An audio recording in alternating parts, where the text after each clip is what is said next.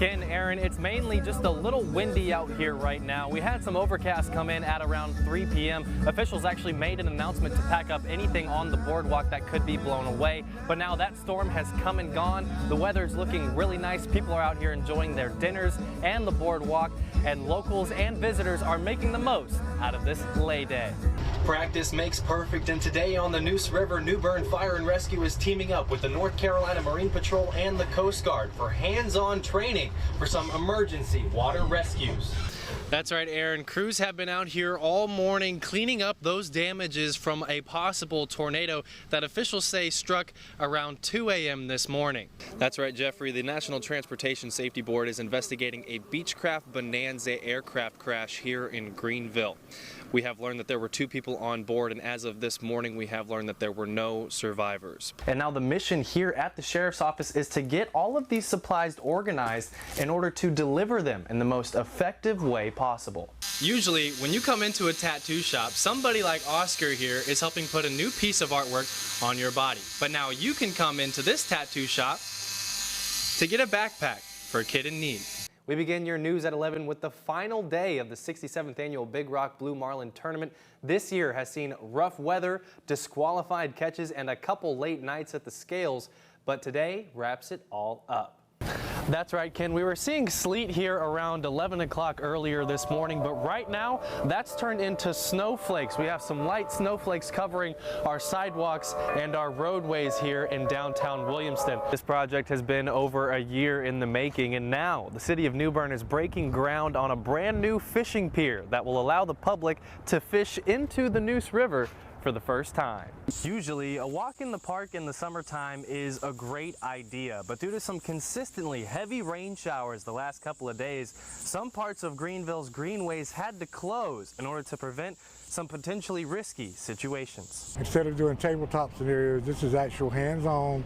This entails anything from boat operations, operating safety, working together, again, communications, boarding patients from the water to vessels, and then getting them from vessels to land to patient treatment triage care area. The exercise today has the responders practicing an emergency mass casualty rescue for an incident like a plane crash. Pool noodles with name tags are the objective to rescue and get them to the triage area. The biggest thing is identifying resources available from the response mode, the watercraft, different agencies, which would be federal, state, local agencies, as well as volunteer organizations, and looking at bringing all of that together. For a lot of the officials training today, an exercise this big is a first. I've done similar trainings to this before. I feel pretty good. We've got a great outcome out here. A lot of different agencies are out here all collaborating together. It should be some great training, not just for the county, but as well for the state.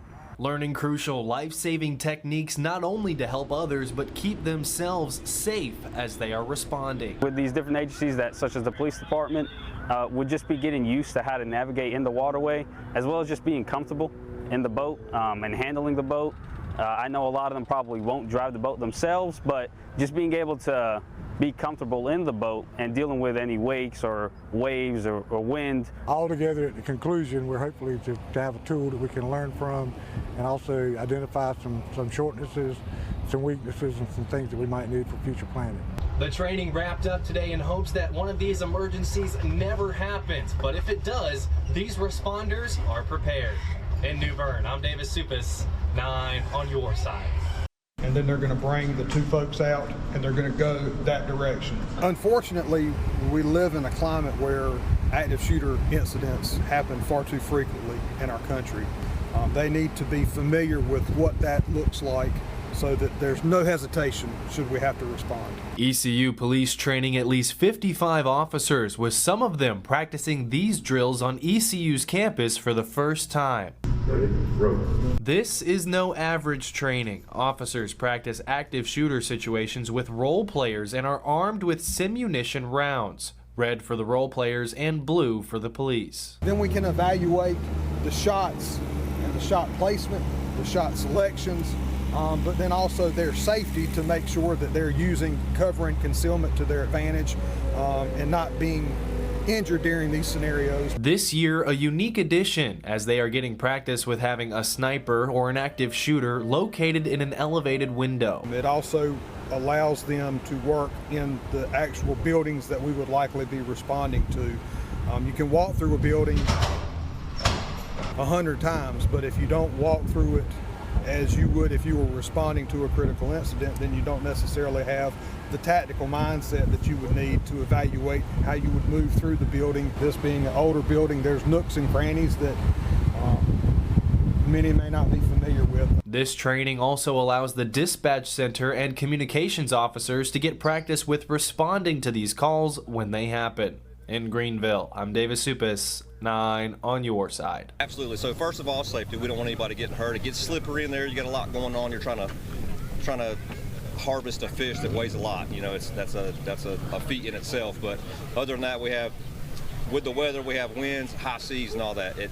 Your likelihood of staying hooked up is jeopardized when you have high seas. So we don't want to go out there and spend the day fishing in really rough seas, trying to chase a daily, and then just risk pulling fish off, you know, keep pulling fish off over and over, or somebody getting hurt in the cockpit trying to do it. Mike Dupree, aka Slick, and his crew have been fishing the Big Rock tournament for about 7 years, so they have some experience on what to do on days like this. Good times, safe travels, that's the thing. Good weather. We haven't had it the last couple of days. I laid yesterday as well as today.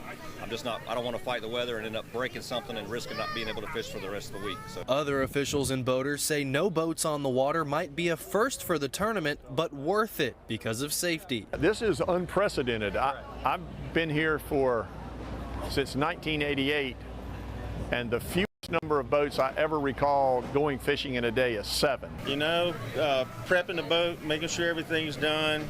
We got some guys back at the boat that have rigged the bait, got everything prepped. So today's just been kind of, you know, drink a few beers, spend a little money, and just hang out. Even with no fish being hooked today, everyone is still making the most out of it and hopeful for the rest of the week. Oh, no question about it. No question about it.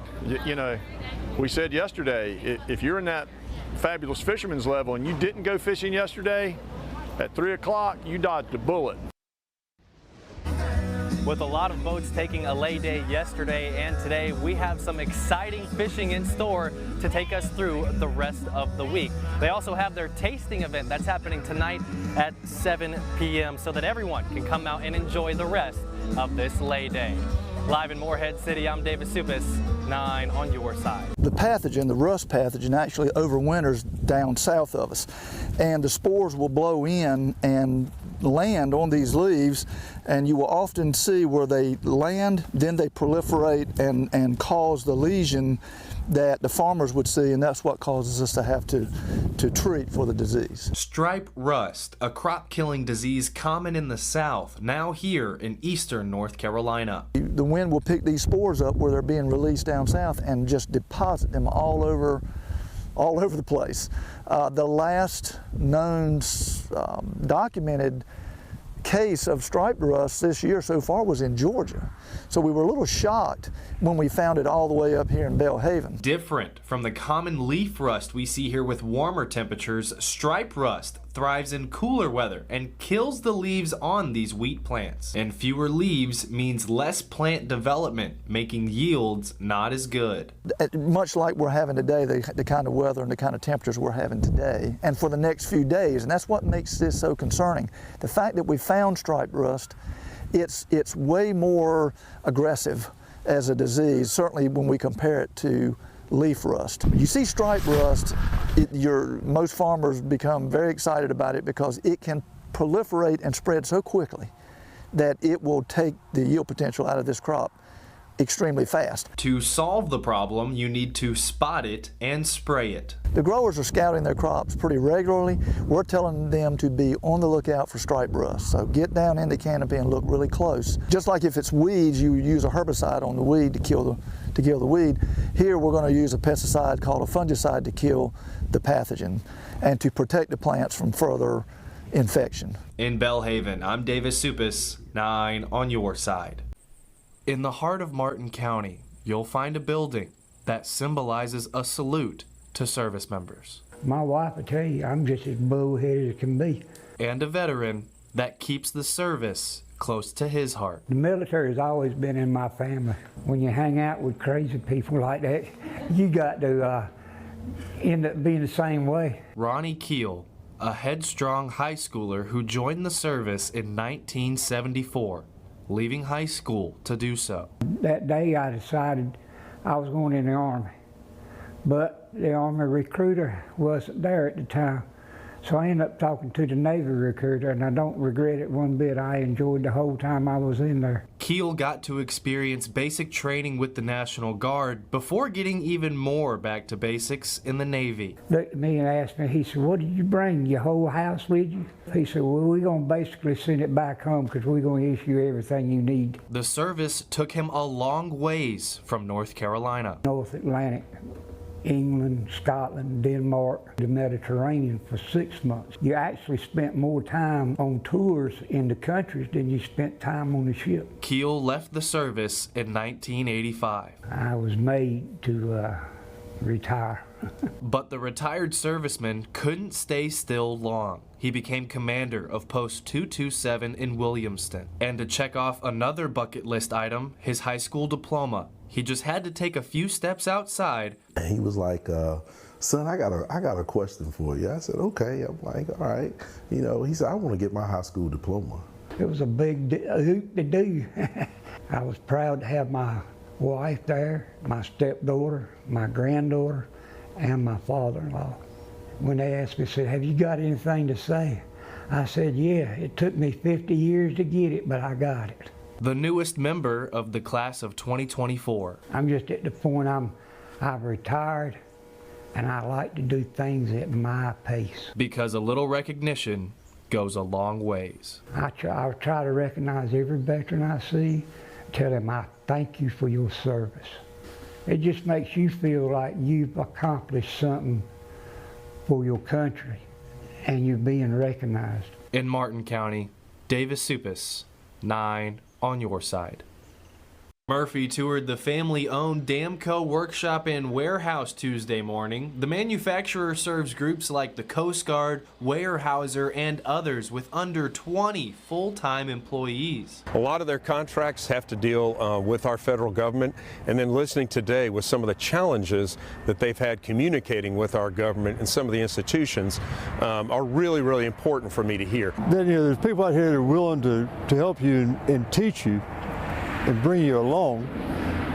There's a lot of guys that have been doing, you know, any of the skilled trades for years, and they're always looking for that person that's got the initiative and the drive to do something different. A big focus for the congressman is improving communication and helping businesses continue to grow rather than remain stagnant or decline. I think it's important that I speak with the federal agencies that they've dealt with and see why does it take 2 months to answer an email? Why are there monies that are no longer available that were available to repair ships in the Coast Guard, for example? Where do those monies go?